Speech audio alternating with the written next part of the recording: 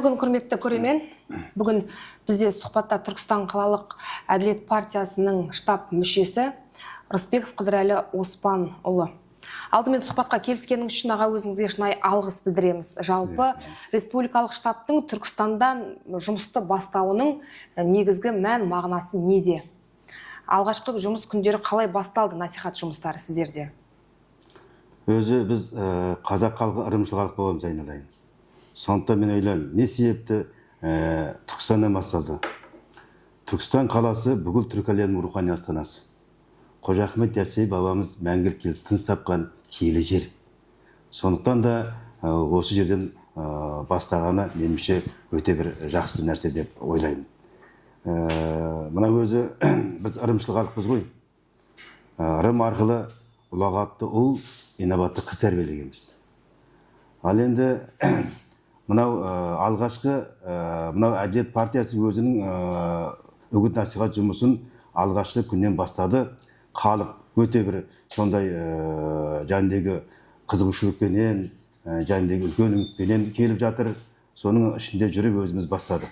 Мына негізінде мынау біз қазақ халқы баламыздың атын қойсақ, немереміздің атын қойсақ, жақсы нәрсені іздегенбіз. Сондықтан айтқан, жақсы сөз жарым ырыс деген.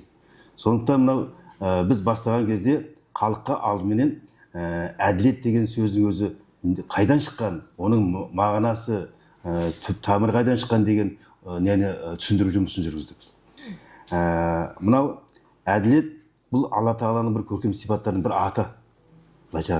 Ал енді бұл мынау арабтың әділ деген сөздің түбірінен шыққан. Ол деген сөз теңдік, туралық, ақиқат, біреудің ақысын өзіне бер деген. Өте сондай ұғым. Мен енді осы жерге айтар едім, ол әділет деген ұғымға тағы да мынандай енді өмір көрдік қой біз, айналайын. Өмір көрдік, содан түйдік дегендей. Мен әділет деген сөзге тағы да мынандай ұғымды қосар едім. Әділет бұл әрбір адамның ары. Әділет қоғамның сенімі. Әділет мемлекеттің тірегі. Әділет болашақтың кепілі. Әділет адамның рухани танымын тереңдету, кемелдендіру дегені болады. Ал адамның танымы кемелденбей, адамның болмысы кемелденбейді. Мінекей, әділет деген сөз осындай. Сондықтан мына өмірге жаңадан келген, өмірдің есігін алғашқы ашқан жас партия өзінің атын дұрыс қойды деп өзім есептеймін, қария ретінде. Мына өзі Алла Тағала баланы өмірге келтірген кезде тап-таза қылып келтіреді екен. Жүрек береді, жүректің айнасын береді. Жүректің айнасы тап-таза да Алла Тағаланың түсірген нұры сол қасиетін сол күйінше балаға таратады. Кішкентай бала періште ғой, оның бойында ешқандай андай жаман қасиет жоқ. Себебі не? Оның жүрегінің айнасы таза. Ал енді кейінірек шағынбаған отырса, ол өзгере береді деген сөз. Мен ойлаймын, Әділет партиясы осында ойлап, осындай аттарын өзін қойды деп ойлаймын. Мынау бізде бабаларымыз мынада айтып кеткен. Тура биде туған жоқ дейді. Туғанды биде иман жоқ дейді. Бұл не деген сөз? Әділет қоғамда жоқ болса, халықтың сенімі жоғалады. Сенімі жоғалса, үміті жоғалады. Үміті жоғалса, болашақ жоғалады. Міне, сондықтан да осындай көп мағыналы өміршеңді нәрсемен қойылған. Енді біз өзіміздің немізді бастап жатырмыз. Мынау бізде мынандай бір сұрақ туады. Бізде осы өмір көрдік қой. Біз қандай Қазақстанда өмір сүргенді қалаймыз? Бай Қазақстанда ма, әлде әділетті Қазақстанда ма? Мен өзім айтар едім. Біз әрі бай, әрі әділетті Қазақстанда өмір сүруіміз керек деп ойлаймын. Себебі байлық әділеттің үстінде құрылғанда ғана баянды болады. Мінекей әңгіме қайда жатыр. Мынау партияның жайындегі бағдарламасын мен оқып танысып шықтық. Соны халыққа түсіндіріп жатырмыз. Бұл партияның бағдарламасы 5 құндылыққа негізделген. 5 құндылыққа. Ол қандай құндылық? Ол жайындегі әділет, патриотизм, жауапкершілік, еңбекқорлық және прогресс. Енді осы 10 құндылықты жүзеге қалай өмірге қалай асыру керек іс жүзінде соның тетіктерін келтірген. Сөйтіп 10 жәндегі басым бағыттарға ұсынған. Бұл өте керемет. Соның ішінде бірі жәндегі заң және тәртіп. Мынау өткенде кешесі болған кезде Әділет партиясының төрағасы келді ғой. Сол кезде мен сұрақ қойдым жәндегі. Бағдарламада былай жазылған. Жәндегі сот жүйесіне түсіп жатқан жүктеулерді азайту. Және соттың шешімдерінің, төреліктерінің сапасын арттыру деген. Бұл керемет нәрсе. Бұл қоғамның күткен өзекті бастамасы. Міне, о да бір керемет нәрсе. Екінші, мынау енді оны қазір оның оң несін бәрін айта берсем көптеген уақыт алайын. Енді мен басымдарын айтайын жәндегі. Халықтың үні еститін үкімет дейді. Одан кейін мынау өңірлерді жәндегі көтеру деген сөз. Мысалға ауыл менен қаланың арасын көтеру дейді. Қазір мысалға жастарды ауылға жіберіп жатыр. Мысалы да солардың ары қарай дегендей. Енді көп нәрселер бар. Штабта нақты қанша мүшесіздер? Негізгі мақсаттарыңыз қандай? Халыққа қай бағытын дұрыстап түсіндіріп жатсыздар? Енді қарапайым халық кейбір бағыт бағдар бермесе түсінбейді ғой кейбір қатарын. Енді біз берде халыққа жәндегі 10 басым бағыттар дедік қой. Соны түсіндіріп жатырмыз. Мысалға мен бағытын түсіндіремін, ана кісі ана бағытын түсіндіреді. Түсіндіргенде де қарапайым тілмен, халыққа түсінікті. Бұл мен осы бағдарламаны оқып шыққан кезде Әділет партиясының өзі жазған өзінің бағдарламасында. Әділетті Қазақстанды бірге құрайық деп жазған. Көрдіңіз бе? Сол бағдарлама керемет түзілген, өміршеңді бағдарлама. Соны халықпен бірге біз жәндегі қалай асырамыз деген мағынада. То есть бұл бағдарламаның Әділет партиясының бағдарламаның артықшылықтарын біз халыққа түсіндіріп жатырмыз. Халық тарапынан тап осы партияға қандай ұсыныс пікірлер түсіп жатыр енді өзіңіз осы штаб мүшесі ретінде ел ішінде жүрсіз ғой қазір? Қандай нақты ұсыныс пікірлері бар екен Түркістан халқының мәселен? Енді халықтың мынау жалпы былайша қарасақ әлеуметтік жағдай ғой енді. Әлеуметтік жағдай. Солар сұрақтар қояды жәндегі, әртүрлі нәрселерді қояды. Сол жағында партия бізге не береді деген. Партия не береді? Партиямызды не күтеміз? Тұрмыс жағдай қалай көтеріледі деп мен жаңа бекерден бері айтқан жоқпын. Біз қандай Қазақстанда өмір сүруіміз керек деп. Бай Қазақстанда ма, жоқ әділетті Қазақстанда ма деп. Екеуінде әрі бай, әрі әділетті Қазақстан өмір сүруіміз керек. Президентіміз жақында кітап оқу мәдениетін дамыту және зерделі қалыптастыру деген жарлыққа қол қойды. Бұл өте терең жәндегі жарлық. Түсіне білген адамға. Мен ойлаймын, біздің президентіміз керемет көреген адам ол кісі. Адамның танымы өзгермей, танымның түр-түрі болады оның ішінде. Соның ішінде рухани таным дейміз. Рухани таным өзгермей, адамның болмысы кемелденбейді. Мысалға, танымы төмен адам мынаны былайша түсінеді, танымы жоғары мұны былайша түсінеді. Сондықтан берде тек қана біз жәндегі халықтың материалдық жағдайы жақсы болсын, дұрыс өте жақсы. Бірақ сонымен қатар халықтың мынау рухани деңгейі жоғары болу керек. Санасы жоғары деңгейде болу керек. Ол үшін не? Ол үшін сол танымды, рухани танымды өзгертетін, кемелдететін оның анау өзегіне, бұлағы не? Ол кітап. Мінекей, кітап болғанда да кітаптың ішінде түрлі кітап бар мынау. Қандай кітаптар? Адамның бойына адами қасиеттерді сіңіретін кітаптар. Қожа Ахмет Яссауи бабамыздың, Абай бабаларымыздың. Мысалға Абай айтады. Ақыл, қайрат, жүректі бірдей ұста дейді. Қараңыз, ақыл, қайрат, жүректі бірдей ұста дейді. Мен осыған қосар едім, әділет деген сөзді, партияның атын. Қараңыз. Қара сөзге ма? Иә, қара сөзге. Әділетсіз ақыл, ол құлыққа бейім болады, арамдыққа бейім болады. Әділетсіз қайрат, ол адамды күштеуге, зорлық-зомбылыққа бейім болады. Әділетсіз жүрек, ол мейірімсіздікке бейім болады. Көрдіңіздер ме мінекей? Сондықтан осындай нәрселерді біз халыққа түсіндіруіміз керек. Құдайға шүкір, мысалы мынау Түркістан қаласын алайық. Түркістан қаласы күннен күнге көркеюде. Бұл көзім жетіп отыр ғой. Баяғы Түркістан қандай еді, қазір Түркістан қандай. Күннен күнге гүлденуде, күннен күнге өсуде.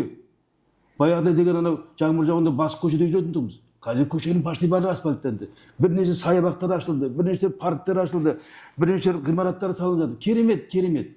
Ал енді қараңыз. Біздің атымыз рухани астана. Ал енді өзіміздің рухани деңгейіміз қандай? Әңгіме осында. Біз әрбір құнды нәрсені қадірлей білуіміз керек. Оның қасиетін бағалай білуіміз керек. Халықтың санасын біз кемелдендірмей нәтижеге жете алмаймыз. Өйткені біз тек қана байлықты ойлаймыз. Жақсы тұрмыс болса дейміз, анау болса дейміз, мынау дейміз. Айтады. Енді мынандай бір кішкентай көретті айтады. Ай, неге мынау деп айқайлайды. Қоғамның арасында кейде мынандай түсініксіз нәрселер тудырады. Біз мысалға, мен қаланың ардагерлер кеңесінің төрағасымын ғой. Біздің негізгі бағытымыз, айналайын, жақсылықты көретін көз қалыптастыруымыз керек. Жақсылықты көретін көз. Жақсылықты ойлайтын ой қалыптастыруымыз керек. Әділетті айтатын, шындықты айтатын, бірақ қоғамның арасында араздық тұрмайтын мәдениет қалыптастыруымыз керек. Бірлік керек. Береке керек. Сол кезде бір нәрсе болады. Әңгіме осында. Анау бабаларымыз бекерден бекер айтпаған, жақсы сөз жарым ырыс деп. Сондықтан, мінекей, мен ойлаймын, біз анау не жүргізген кезде, анау көбісі осы өзінің материал жағынан айтады онда. Айдам, Аллаға шүкір десеңдерші, шүкір деңдер. Жақсы ғой, қалай болып кетті біздің, еліміз қандай болып кетті. Алла тағала соғыстан аман сақтасын. Көріп жатырмыз ғой. Мен ойлаймын, осының бәрі біздің президентіміздің көрегендік саясатының арқасында болып отыр. Міне, осы президентіміздің осы саясатын Әділет партиясы ары қарай жалғастыру керек. Халықтың былайша қалай десем болады, танымы болғанда рухани танымын, оның дүние деген көзқарасын өзгертуіміз керек. Жақсылық нәрсені ойлауымыз керек. Сондықтан мынау айтар едім, біз кейде бір не жерде көресің, мына бір нәрсе кейде мынандай белең алып бара жатқан сияқты. Болмайтын нәрседен, түймедей нәрседен түйдей қылып айқайлайды. Әй, сен неге жақсы нәрсені көрмейсің сен? Сен жақсылықты айтсайшы. Жақсының жақсылығын айт, нұртасын деген біздің бабаларымыз. Енді қазіргі таңда халықтың басым көпшілігі ертең сайлау өтеді, барлығында бір көпшілігінде енді жалпы емес түсіндік бар. Біз бармасақ та жаңағы сайлау өзі өте береді, сайлауға барудың бізге қажеті жоқ деген сияқты. Осы тұрғыда тұрғындарға не айтар едіңіз саяси науқанға? Міне, білесіз бе, мен неге таным деп жатырмын. Халықтың дүние танымы өзгермесе болмайды. Айтады ғой, мен істеді ғой дейді. Олай емес. Өйткені әрқайсымыз біздің мынау мемлекетіміздің болашағына, ұрпағымыздың болашағына жауаптымыз біз. Сондықтан қай партияның бағдарламасы өміршеңді, тірі, болашағы бар, біз соған дауыс беруіміз керек. Сондықтан біз жай қарауға болмайды. Біз айтып жатырмыз, айналайындар, сіздер әрқайсыңыз жауапсыз, әрқайсыңыздың дауыстарыңыз, ол ертең ана бала-шағаларыңызға деген ол не? Сондықтан халықтың сіздер бағдарламамен танысыңыздар, оның әбден мазмұнын, мәнін түсініңіздер. Сөйтіп соған қай партияны қалайсыздар, соған дауыс беріңіз деп жатырмыз. Енді мен өзім Әділет партиясының мүшесі болғаннан кейін Әділет партиясының бағдарламасын бәрін оқып шықтым. Керемет жазған. Бірақ енді мынау мен бекерден бекер айтқан жоқпын. Анау Алла тағала жүректің айнасын бердім деп. Сол Әділет партиясының жүрегінің айнасының бетіне шаң түспесе болды, главный. Қанша күн жалғасады насихат жұмыстары? Енді 23 тамызға дейін ғой енді. Біз бұған өте жауапты қарауымыз керек. Мен сізге рахмет айтқым келіп отыр. Әрқайсымыз мынау дауыс беретін адамдардың бәрі бұған жауапты түрде қарауымыз керек. Өйткені біздің бұл еліміздің, ұлтымыздың болашағы. Құдай қаласа өте бір керемет заман туып келе жатыр деп ойлаймын. Өйткені мен тағы бір сөзден кейін айтып кетейін бе? Кешірім сұраймын. Мына бағдарламаның ішінде меритократия деген маған ұстаным ұнады. Меритократия деген. Ол не деген сөз? Не мағына береді? Билікке, жауапты қызметке тамыр таныссыз, көкөсіз, әкесіз, жәкесіз келу деген мағына. Әркімнің қабілетіне қарай, білімі, кәсіптік біліміне қарай, білімдігіне қарай, қабілетіне қарай, адалдығына қарай бұл өте керемет нәрсе. Партияның негізгі мақсаттарының ішінде бар ғой? Бар ғой соның меритократия ұстанымы бар ғой. Бұл керемет нәрсе. Кейде байқайсыз, жастарға да қолдау. Жастарға да қолдау. Жастарда сенім болу керек. Мен білім алдым ба, мен бір жақсы өзім орныма отыра аламын деген болу керек. Мен адал еңбек еттім ба, мен көтерілемін деген болу керек. Мен осында сенім болу керек. Енді өмір болғасын кейбір жағдайда көреміз ғой енді. Ал мына партияның осы ұстанымы маған өте ұнады.